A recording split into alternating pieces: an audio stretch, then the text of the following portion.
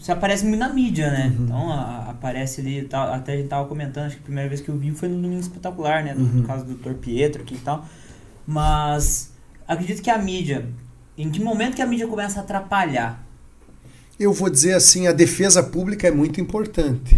Dr. Pietro era um médico, posso falar? Conversei com ele hoje, né? O Dr.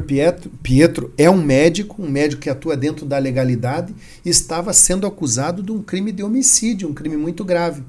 E já, quando peguei o caso, já condenado. Ele não havia sequer se pronunciado na imprensa. Condenado pela população. Pra gente falar um pouquinho do caso desse Podemos cara? sim. É bem recente, né? Podemos sim. O Dr. Pietro já estava condenado, reputação prejudicada, o profissional prejudicado e com uma série de circunstâncias prejudiciais sem sequer ter a oportunidade de defender-se. E eu vou dizer, eu costumo fazer uma analogia a Jesus Cristo, que não teve um advogado para defendê-lo, né? Então o povo muitas vezes quer mesmo crucificar, quer ver o sangue escorrer. O que aconteceu com Jesus Cristo sem pecado nenhum. E o Dr. Pietro, a situação era de acusação de um crime de homicídio contra uma paciente. E isso é muito grave. Hoje, a situação do Dr. Pietro sequer oferecida a denúncia pelo Ministério Público foi, porque identificaram que a morte daquela paciente decorre de circunstâncias fisiológicas dela. Ela já tinha tido um problema em uma cirurgia anterior, quando teve um parto, e lá foi orientada a não tomar mais anestesia e não fazer nenhum tipo de procedimento. Omitindo isso do médico, ela vai fazer uma cirurgia estética e acaba perdendo a vida nessa cirurgia. Então, são casos que devem ser muito bem analisados, porque por isso se precisa de um advogado. Quando surgiu a defesa do Dr. Pietro, recebi muitas críticas, e as pessoas dizem, nossa, olha esse médico, né? Dr. Pietro, 10 pacientes, era 14 reclamando. Existem as 14? Existem. Num universo de 30 mil cirurgias estéticas. O que é eu posso dizer e afirmar que o Dr. Pietro é um excelente e um excepcional médico. Inclusive, um dia antes dessa entrevista que dei para o Cabrini, para a Record, eu tinha feito uma cirurgia um dia antes, né, uma vibrolipo ele fez, e estava no outro dia gravando com a Record. Então é um excelente médico, um médico que eu não falo que acredito, eu mostro que eu acredito porque eu tinha feito um procedimento com ele.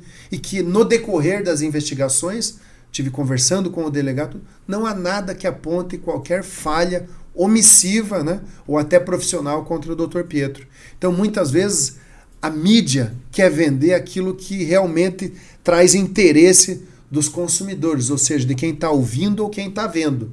E a forma da venda daquilo vendeu como um médico que mata uma pessoa. Sim. Ao fim, mostramos no inquérito que ele não praticou esse ato. Mas aí não é interessante para a imprensa. Nenhuma imprensa veio gravar o decorrer disso daí. Fica só pela metade do caminho. O mesmo aconteceu quando um jovem que fui defender, que era acusado de ter assassinado uma jovem, pelo menos ele era apontado como um principal suspeito num motel. Eu ia entrar nesse caso. Que é muito parecido também, é um caso de morte. Uma assim, menina de 16 anos, né? Exatamente, um caso emblemático aqui no Paraná, tomou as manchetes do país inteiro, né? Então ele não havia violentado aquela jovem consensualmente, tinha conversa no telefone dos dois, eles decidiram se encontrar e passear com a conivência dos pais que permitiram, e não há nada irregular nisso, os pais amam a filha e ela já tinha idade para conhecer um jovem, e aí acabam por si só eles decidindo ir a um motel e lá ela morre. Ao fim vamos descobrir que ela é hemofílica, ela perdeu muito sangue e por questões fisiológicas acabou perdendo a vida. Esse jovem já havia sido preso por uma noite até conseguirmos convencer a autoridade policial que ele não havia cometido crime algum e até aguardamos mais de um ano o parecer do Instituto de Criminalística, qual agora aponta para o arquivamento da ação contra esse jovem, mesmo depois de ter a sua reputação assassinada. Então são casos que a gente atua que primeiro eles são condenados pelo povo, pela população, pela imprensa e depois, muitas vezes, absolvidos porque não cometeram crime algum. Então, logicamente, não existe prova, mas que isso daí não traz um interesse à população, à mídia, à imprensa. Hoje ainda me ligaram no escritório uma pessoa curiosa para saber, uma advogada, para saber o desfecho, o deslide desse caso do motel. Você acabou de assistir mais um corte do Pode Dizer Podcast. Se você ainda não é inscrito, aproveite e se inscreve no canal, ativa o sininho, que assim você vai ser uma das primeiras pessoas a receber o nosso conteúdo. Deixei mais 2 vídeos aqui, um é nosso episódio completo e outro é mais um corte desse convidado. Então aproveita e clica para assistir agora, beleza? Um abraço!